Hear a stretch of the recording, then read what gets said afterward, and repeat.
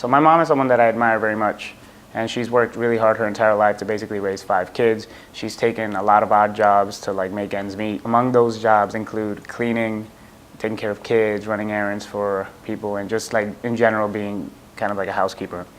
And one of her clients in the mid-2000s was Miguel Sancho, who at the time was an ABC producer, and currently he's senior producer for 2020.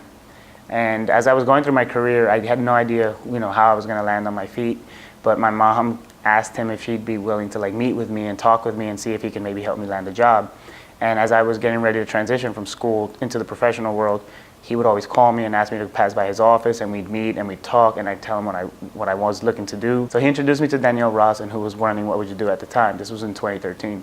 Now, I didn't stay there long, but he helped me get in the door and meet other people, which eventually led me to the job at Fusion, which I was there for 2 years, and I learned a lot. The experiences that I learned there are invaluable. I mean, the people that I met, the people who took me under their wing and actually tried to show me how to be a television producer, think like one, write like one, none of that would have been possible without him first introducing me to Danielle. And that was something he didn't have to do.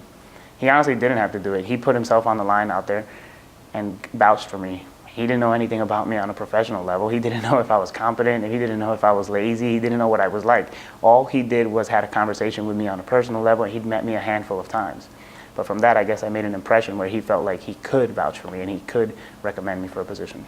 In 2015, I was very fortunate enough to win my first big award, I guess. I won an Emmy in 2015, and the first thing I did was I shot him an email and I said thank you for the opportunity. Not only did I win the award because he recommended me for the story, but if you think about it, my journey at ABC starts and ends with him. Like, he's the only person that I knew there, and while I have forged friendships and relationships now with people that I think consider me a valuable asset to the company, it all began because of him. So I always want to make sure that he understands that.